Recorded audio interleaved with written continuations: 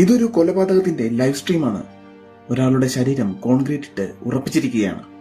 അയാൾക്ക് അനങ്ങാൻ പോലും സാധിക്കുന്നില്ല.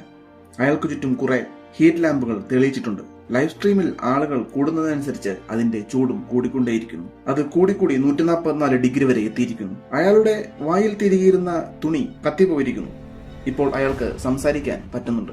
അയാൾ കുറെ നമ്പറുകൾ പറഞ്ഞുകൊണ്ടേയിരിക്കുന്നു. ഇത് കണ്ടുകൊണ്ടിരുന്ന പോലീസുകാർ ആ നമ്പറുകൾ 8808 ആണെന്ന് മനസ്സിലാക്കുന്നു.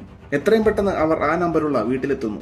അവിടെ ആരും ഉണ്ടായിരുന്നില്ല. പക്ഷെ ഒരു ലാപ്ടോപ്പ് ഉണ്ടായിരുന്നു. അതിൽ കൊലപാതകത്തിന്റെ ലൈവ് ന്യൂസ് കാണിച്ചുകൊണ്ടേ ഇരിക്കുന്നുണ്ടായിരുന്നു.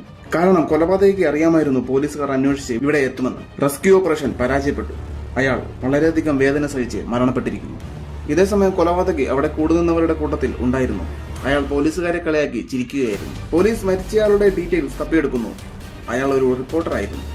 അയാളെ കൊലപാതകി എന്തിനു കൊന്നുവെന്ന് അവർക്ക് മനസ്സിലാക്കാൻ സാധിച്ചില്ല. പോലീസ് ഓഫീസർ ആനിയുടെ വീട് കൊലപാതകി നിരീക്ഷിക്കുന്നുണ്ടായിരുന്നു. തൊട്ടടുത്ത ദിവസം ആനിയുടെ മകൾ അവരുടെ കമ്പ്യൂട്ടറിൽ അവരുടെ വീടിന്റെ മുൻവശം ലൈവ് സ്ട്രീം ചെയ്യുന്നത് കാണുന്നു. അവൾ പുറത്തിറങ്ങി നോക്കുന്നു. ആനി ഇത് കാണുന്നു. അവൾ ഉടനെ തന്റെ ഗണ്ണുമെടുത്ത് പുറത്തേക്ക് പോകുന്നു. പക്ഷെ അവിടെ ആരും ഉണ്ടായിരുന്നില്ല.